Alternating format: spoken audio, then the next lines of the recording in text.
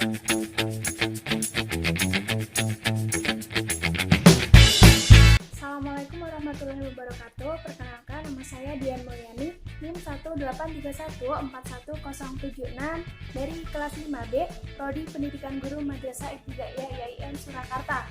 Halo semuanya, apa kabarnya? Semoga sehat selalu ya dan tetap dalam lindungan Allah Subhanahu wa taala.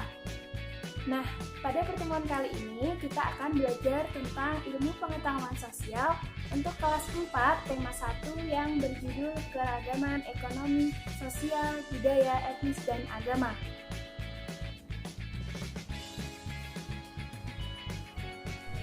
Nah, anak-anak, keragaman sosial yang pertama adalah di bidang sosial. Nah, di bidang sosial ini antara lain ada tempat tinggal. Tempat tinggal ini tentunya setiap daerah berbeda-beda ya. Ada yang tinggal di kota, ada yang tinggal di desa, ada yang tinggal di pegunungan. Nah, perbedaan ini biasanya nampak pada pola kehidupannya, kesehariannya, dan lain sebagainya. Yang kedua adalah tentang pendidikan. Nah, keragaman sosial ini juga dipengaruhi oleh pendidikan. Kemudian yang ketiga adalah profesi. Profesi di kota, di desa, dan di pegunungan juga berbeda ya teman-teman. Ada yang sebagai buruh tani, terus ada yang sebagai karyawan, ada yang sebagai guru, PNS, dan lain sebagainya. Nah, selanjutnya yaitu pada bidang ekonomi. Pada bidang ekonomi ini diantara lain ada agraris. Nah, agraris di sini maksudnya masyarakat setempat mengambil hasil dari bertani, dari berkebun, seperti itu. Selanjutnya itu ada ekstraktif. Nah, ekstraktif di sini mengambil sumber daya alam langsung dari alamnya, misalnya seperti penambangan. Nah, yang ketiga adalah perdagangan. Perdagangan adalah bentuk dari menyalurkan suatu barang untuk dijual dari konsumen satu ke konsumen selanjutnya. Nah, yang terakhir itu ada jasa. Jasa di sini adalah memberikan manfaat kepada orang lain dalam bentuk yang tidak berupa barang, misalnya dokter, guru, seperti itu. Nah, selanjutnya ada pada bidang budaya. Nah, budaya daerah, setiap daerah itu berbeda-beda ya anak-anak. Misalnya dalam budaya itu ada upacara adat. Nah, upacara adat sendiri ini ada upacara adat mitoni, ada sedekah alam, ada sedekah bumi, sedekah laut. Nah, itu tergantung daerah masing-masing memiliki adat yang seperti apa. Selanjutnya itu ada rumah adat. Kita ambil contoh misalnya di Jawa. Di Jawa ini biasanya menggunakan rumah adat joglo ya. Nah, dan masih banyak adat-adat rumah yang lainnya. Selanjutnya itu ada pakaian tradisional. Di Jawa juga kita ambil misalnya di Jawa itu pakaian tradisional yang dipakai adalah kebaya. Kebaya ini digunakan untuk acara-acara pernikahan, terus tasyakuran, dan masih banyak lagi. Selanjutnya, ini ada makanan khas. Jadi, budaya tersebut juga mencakup tentang makanan khas ya. Nah, makanan khas tiap daerah juga berbeda-beda. Misalnya, ada rendang, ada gudeg, ada empek-empek, dan lain sebagainya ya, anak-anak. Tentunya, makanan khas di sini itu enak-enak. Dan setiap daerah itu perlu diingat bahwa setiap daerah itu memiliki ciri dan perbedaan masing-masing. Nah, selanjutnya adalah pada bidang etnis. Pada bidang etnis di sini ada macam-macam ya, diantaranya adalah tipe fisik. Tipe fisik setiap daerah berbeda-beda ya.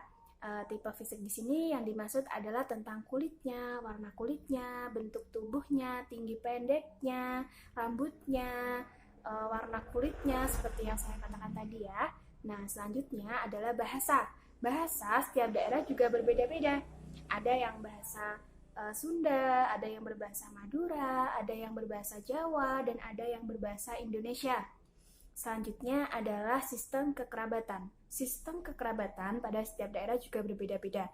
Ada yang sesuai dengan garis keturunan ibu, ada yang sesuai dengan garis keturunan ayah. Selanjutnya adalah tentang keseniannya. Nah, kesenian setiap daerah juga berbeda-beda ya. Sesuai dengan daerah masing-masing itu pasti memiliki kesenian, baik itu adat seni tarinya, adat musik atau musik tradisionalnya. Itu setiap daerah memiliki adat yang adat kesenian yang berbeda-beda. Nah, keragaman selanjutnya adalah pada bidang agama. Agama pada setiap daerah itu berbeda-beda ya. Ada agama Islam, ada agama Kristen, ada agama Katolik, ada agama Hindu, ada agama Buddha, dan yang terakhir itu ada agama Konghucu. Nah, anak-anak, walaupun agama kita berbeda-beda, kita harus tetap toleransi.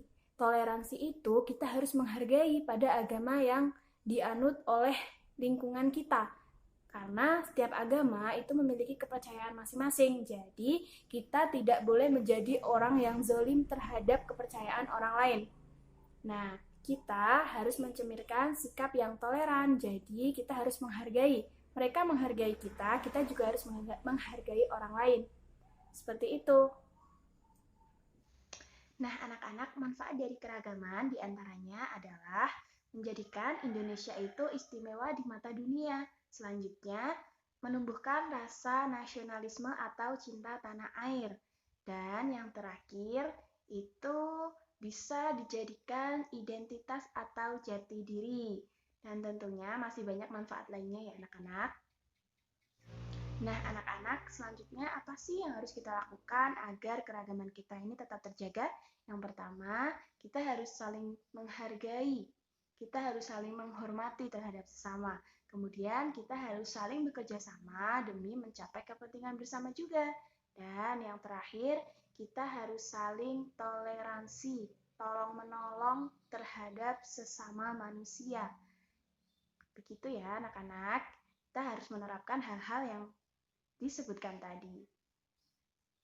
Nah, untuk pelajaran kali ini sampai di sini dulu ya anak-anak. Sampai jumpa di pertemuan selanjutnya. Terima kasih. Wassalamualaikum warahmatullahi wabarakatuh.